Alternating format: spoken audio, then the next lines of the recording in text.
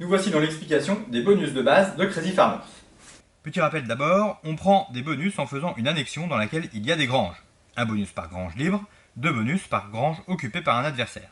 On peut en jouer autant qu'on veut, à tout moment pendant un de ces tours, mais jamais pendant le tour des autres. Et ils ne servent qu'une fois, on les défausse une fois qu'ils sont joués.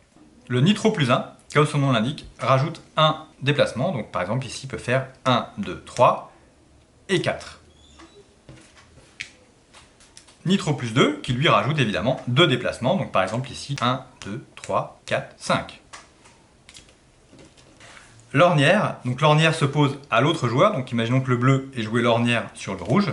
L'ornière enlève 2 déplacements, donc le rouge qui lui va à 4 ne va plus que à 2. Donc par exemple là, il pourrait faire 1, 2 ou 1, 2, mais c'est tout. Mais s'il a un plus 1, il va peut-être pouvoir faire 3, par exemple, pour terminer cette grande annexion. Par contre, quelle que soit la combinaison de bonus ou d'accélération de clôture, la limite de 5 déplacements maximum s'applique toujours. On ne peut pas faire plus de 5 déplacements à son tour. Ensuite le bonus botte de foin. Donc une botte de foin, c'est ça. C'est un obstacle qui se pose sur un chemin entre deux croisements et qui empêche tout passage d'un croisement à un autre, et ce jusqu'à la fin de la partie. Donc là par exemple la botte de foin, si c'est le bleu qui pose une botte de foin, il va probablement la poser là pour empêcher le rouge de revenir très vite chez lui. Il y a aussi la double botte de foin. Donc classiquement ça permet de poser 2 bottes de foin. Toc. Et là clairement le chemin du rouge va être beaucoup plus long pour entrer chez lui. Sauf si il a une dynamite qui permet de faire sauter une botte de foin. Par exemple là le rouge, clairement il va faire sauter cette botte de foin et rentrer chez lui plus facilement. Alors attention, on n'a pas le droit de poser des bottes de foin n'importe où. On ne peut pas les poser sur les bords du terrain, car sinon ça empêcherait une case d'être prise à jamais. Et on n'a pas le droit de les placer non plus sur une clôture en cours. Et on n'a pas le droit non plus d'enfermer totalement un joueur entre des bottes de foin. Et pour finir, on n'a pas le droit d'en poser 2 sur le même chemin. La surcharge protège la clôture du joueur qui la joue sur toute sa longueur, y compris le point de départ, pendant un tour. Donc imaginons là par exemple le bleu veut jouer, il voudrait bien couper la clôture du rouge, donc il pourrait faire ça là, en temps normal, mais non il ne peut pas. La surcharge protège la clôture qui devient aussi un obstacle sur toute sa longueur, on ne peut pas aller dessus. Par contre si le bleu était là, il peut très bien faire 1, 2, 3, il acquiert cette case là, qui a pour effet de déconnecter le rouge, et dans ce cas là le rouge perd sa clôture malgré la surcharge. Alors maintenant le chien de garde, donc le chien de garde protège son propre champ pendant un tour. Alors qu'est-ce que ça veut dire protéger son champ? Imaginons que ce soit le bleu qui ait joué le chien de garde, donc là il va protéger toutes ces parcelles pendant un tour. Si le rouge fait une annexion 1, 2, 3, 4, il va faire cette annexion, mais il ne prendra que les cases qui ne sont pas protégées par le chien de garde. Donc là, il va prendre comme ça. Ça a pour effet que le rouge n'aura pris qu'un seul bonus ici, alors qu'il aurait pu en prendre 3 du coup en tout. Alors attention, imaginons que la situation soit celle-là au départ. Le rouge peut très bien rentrer chez lui, 1, 2, 3, 4, faire son annexion, et dans ce cas-là, il acquiert ces 2 cases qui sont directement en jachère. Voilà, si vous ne savez pas ce qu'est la jachère, n'hésitez pas à regarder la vidéo qui est là.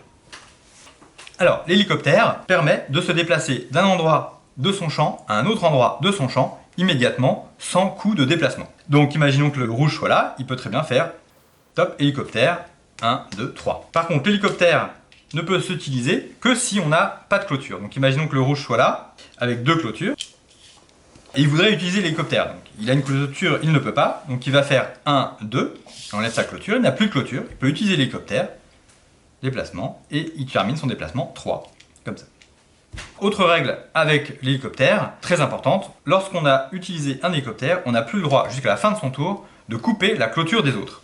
Donc imaginons qu'il soit là, le rouge, s'il utilise son hélicoptère, premièrement il n'a pas le droit d'aller ici directement, ni ici directement, parce que ça couperait la clôture, mais il ne peut pas non plus faire ça, et faire 1, 2, 3 pour aller couper la clôture. Voilà, il n'a pas le droit, donc il peut éventuellement faire ça s'il veut.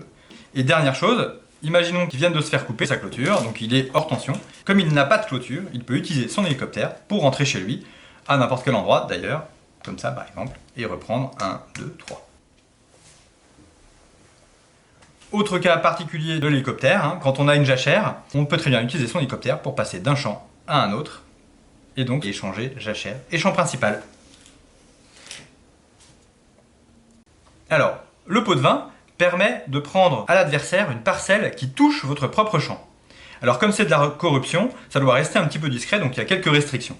On n'a pas le droit de prendre une case sur laquelle il y a une grange, donc celle-là, le rouge ne peut pas prendre cette case-là par exemple. On n'a pas le droit de prendre une case qui créerait immédiatement une jachère. Là par exemple, si le rouge veut prendre cette case, il ne peut pas, car ça créerait une jachère pour le bleu. On n'a pas le droit de prendre une case d'où part la clôture de l'adversaire. On n'a pas le droit non plus, imaginons que l'adversaire soit là, de jouer un pot de vin sur une parcelle si le tracteur du propriétaire touche la parcelle en question. Ce serait trop voyant. Donc là par exemple, le rouge peut prendre cette case. D'ailleurs s'il la prend, hop, ça enlève sa clôture, hein, ici. C'est pas très malin.